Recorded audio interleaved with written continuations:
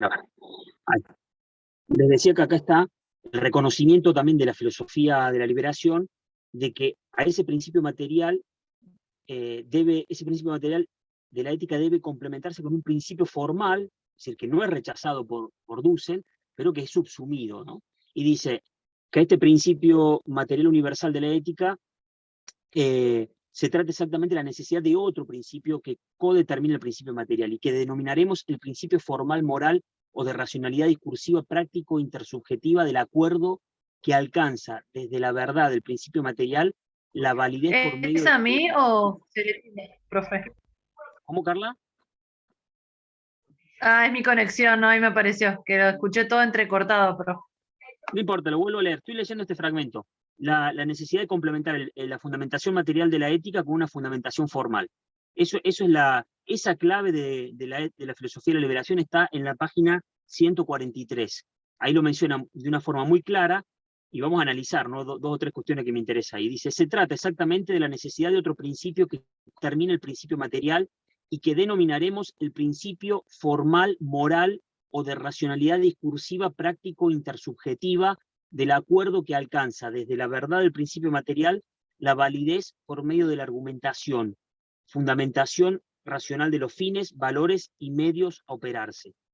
La frónesis es una expresión de Aristóteles, la prudencia privada y monológica, es decir, de un sujeto individual, veritativo porque tiene pretensión de verdad, no necesariamente aquí la solipsista dice, es articulada, no negada, sino subsumida y transformada en la intersubjetividad discursiva de la validez de la moral formal.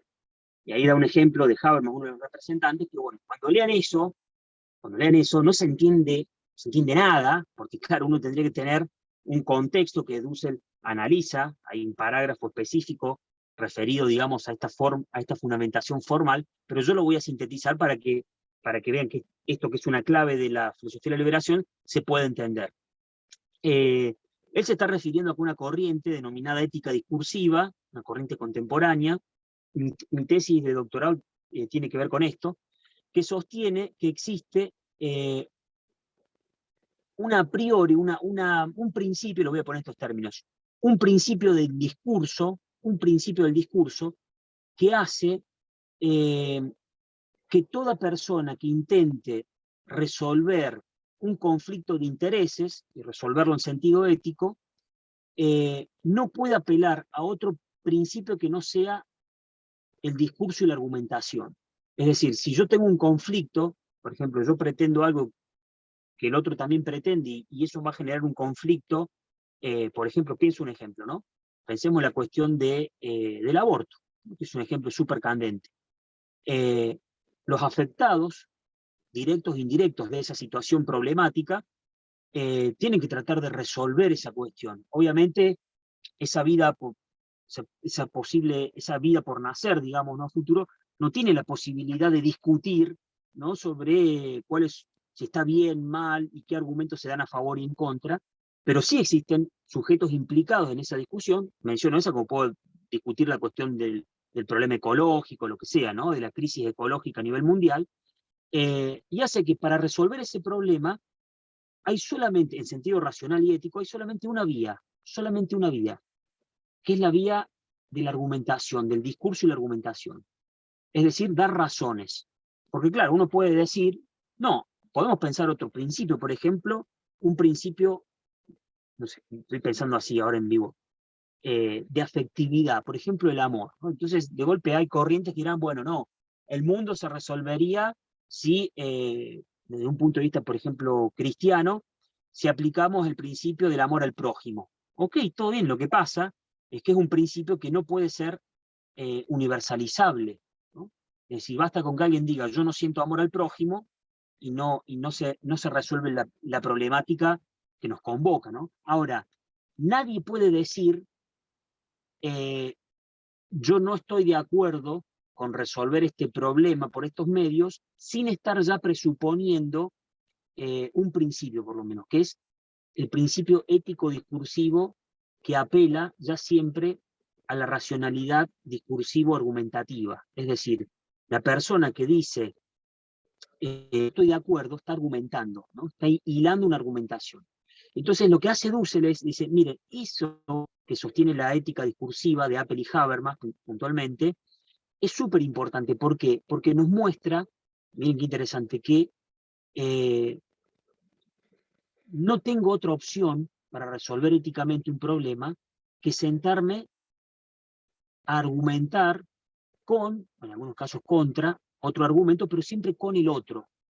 Y para poder argumentar en una comunidad de argumentación, yo presupongo algo que es la vida y la existencia de ese otro en condiciones dignas. Entonces, acá viene la distinción entre la filosofía de la liberación, que también sostiene lo mismo, pero desde otra vía de acceso. ¿Por qué? Porque la ética discursiva peliana habermasiana sostiene que la vida se fundamenta por el presupuesto de la racionalidad argumentativa, dialógico-argumentativa. Es decir, yo debo reconocer al otro, en primer lugar, como un sujeto argumentante válido en una discusión, ¿no? Que tiene carácter ético, porque hay cuestiones que están en juego que nos afectan como humanidad, y que por lo tanto yo no puedo excluirlo de esa resolución o intento de resolución del problema. Ahora, el fundamento último no es la vida como en la filosofía de la liberación, sino el presupuesto racional argumentativo, dialógico argumentativo, racional dialógico argumentativo. Lo que dice Dussel es, está bien ese complemento, pero la base está ya en el principio de vida, que no necesita de la racionalidad como algo desprendido del principio material de la reproducción de la propia vida humana, ¿no? Esa es como la clave de la discusión entre la filosofía de la liberación y la ética discursiva, y cómo la filosofía de la liberación subsume el principio formal, dialógico formal, y trata de mostrar que la validación ya está presente en una filosofía material, ¿no? En una ética material. Ese es como, para que se entienda, porque cuando leen esto, me parece que es un punto clave, y precisa obviamente una aclaración, porque si no, no se entiende, ¿no? Bueno, como verán, el texto de por sí no es fácil, presupone entender varias cuestiones, ¿no? Yo he hecho una selección y aclarado, me parece lo más relevante. Marqué acá. Bueno, ven acá muestra cómo subsume a la ética de la liberación, a la ética discursiva, y dice, esta es una ética de la vida humana en su dimensión racional sabe que su vida como comunidad de vivientes queda asegurada con el concurso de todos, es decir, no es una ética monológica, ¿sí? Al estilo de Descartes. La comunicación lingüística es una dimensión esencial de la vida humana, y la argumentación racional una nueva astucia de la vida. Eso es una tesis súper cuestionable y súper interesante a la vez, porque él dice que la racionalidad, mucho más la racionalidad argumentativa, es una astucia de la vida, está en función de la vida. Que es cierto, la ética discursiva dice, sí, argumentamos porque vivimos y debemos reconocer al otro, no excluirlo en una discusión de carácter ético, y para eso presuponemos su vida y por lo tanto el deber de sostener su vida también. Por eso somos corresponsables con el otro, ¿no? De la vida de toda la humanidad. Eso es una tesis súper fuerte y que la comparten los dos, pero la filosofía de la liberación va desde otro lado, ¿no? Llega a eso desde otro lado.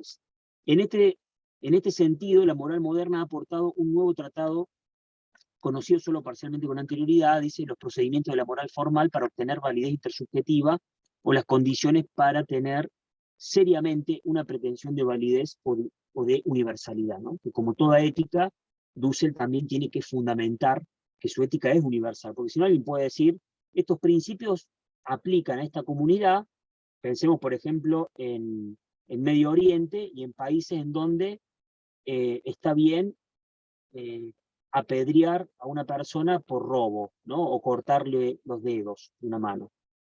Y obviamente es una ética, más que nada es una moral contextualista, ¿no? Aplica principios a nivel contextual, pero no puede ser universalizado. Eso es la distinción de por qué toda ética tiene pretensiones de universalidad, ¿no? No es algo contextual. Bueno, yo les voy a dejar un fragmento, unas páginas que seleccioné, y las vamos a complementar con la sección que habíamos visto la última vez, que está grabado en la clase, y haremos como un último trabajo de la filosofía de la liberación de Husserl a partir de eso, y daremos paso a la filosofía intercultural de Forné Betancourt, ¿sí?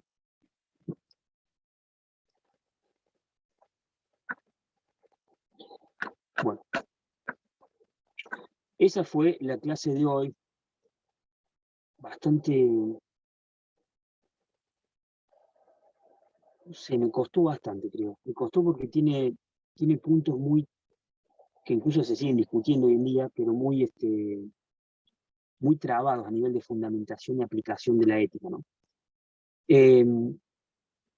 Bueno, yo lo cerraría acá. ¿Alguno quiere comentar algo, tiene alguna duda o quiere evacuar alguna duda ahora? ¿O ha leído el texto o algo y quiere marcar alguna parte que esto no lo entendí? ¿Quiere que lo veamos?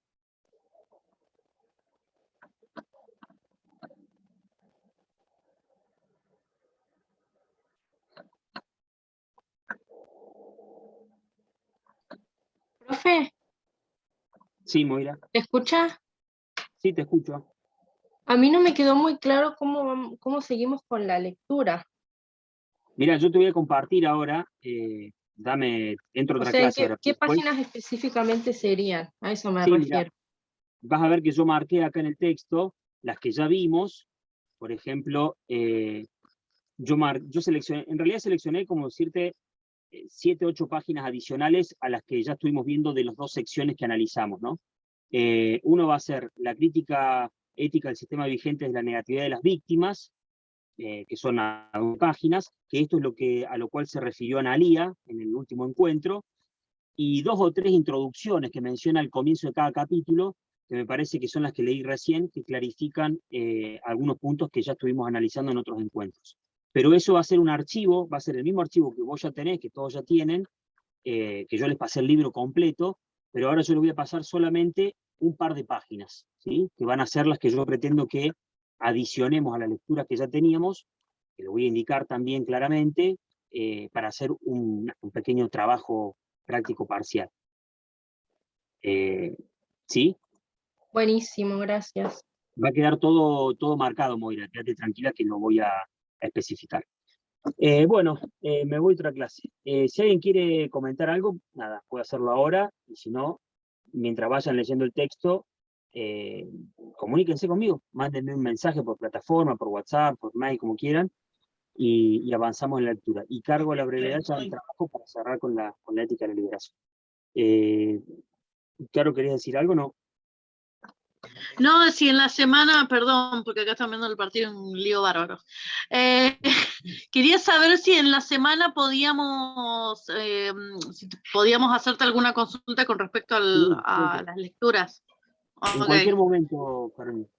En cualquier momento podemos hacerlo. Dale, no hay ningún inconveniente. Avanzar si no entendí esta parte, por ejemplo, lo que yo leí recién.